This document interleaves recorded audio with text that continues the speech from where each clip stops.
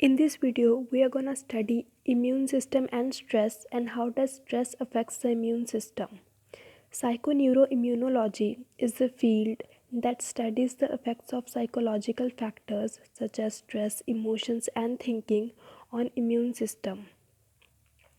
A person's behavior and psychological state can affect immune functioning, and the status of immune system influences current mental states and behavioral dispositions by affecting the blood levels of circulating neurochemicals.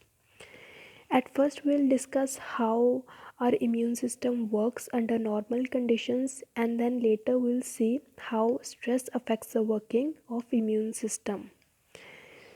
So the main defense in immune system is by WBC or by white blood cells, also called leukocytes.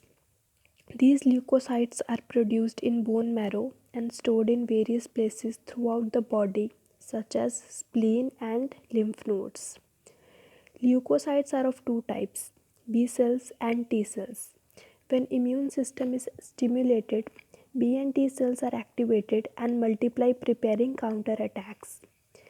T cells mature in thymus, which is an endocrine gland, circulate through blood and lymph system in an inactive form. T cells have receptors on its surface that recognizes specific type of antigens. Antigens are foreign bodies such as viruses and bacteria, as well as internal invaders such as tumors and cancer cells. Now T cells are activated by another immune cells called macrophages. Macrophages release interleukin 1 and it activates T cells. The another cells were B cells. B cells mature in bone marrow and are different in structure. B cells produce specific antibodies for the specific antigens. It divides itself when detect antigens and produce antibodies that circulate in blood. And this whole process is facilitated by cytokines which are released by T cells. Cytokines are small protein molecules and they are important component of immune system. Cytokines serve as a chemical messengers and allow immune cells to communicate with each other. The production of antibodies take 5 days or more, but if the antigen, that specific antigen appears again in future, the immune response would be much more rapid.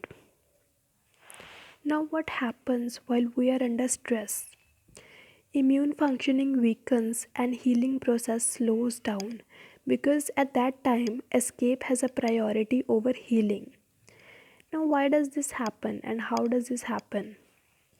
To know this, we should know a little bit about cytokines. There are two main categories of cytokines, pro inflammatory and anti inflammatory. Pro inflammatory cytokines are interleukin 1, interleukin 6, etc. Pro inflammatory cytokines help us deal with challenges to our immune system by increasing the immune response, whereas anti inflammatory cytokines, which are IL-4, IL-10, or IL-13, decrease the immune response. Now, under stress, the production of pro inflammatory cytokines is disrupted and healing is delayed.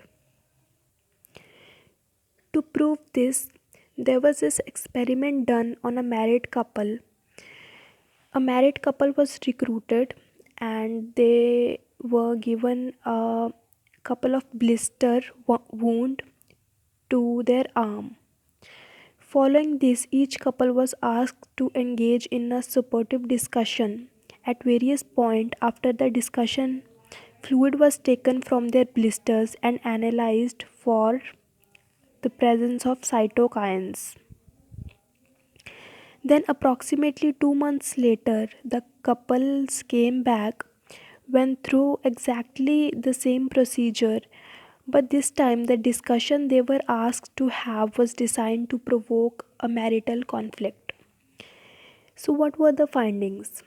One result was that the blisters would take 1 day longer to heal when couples had engaged in the conflict discussion compared to the supportive discussion. So, in other words, the stress of the conflict slowed down the healing process.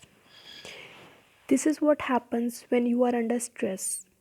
But what happens when you are under chronic stress? This was when you are under the acute stress, you face the stress in daily lives and it just goes away. But under chronic stress, the situation is little different. Here, long-term stress interfere with body's ability to turn off cytokine production. Cytokines stimulate HPA axis, which is hypothalamus pituitary axis, which releases cortisol. Cortisol is supposed to regulate or turn off cytokine production, but in chronic stress, body's ability to respond to signals that terminate immune system reactivity is impaired. And what does this lead to? This result in inflammation.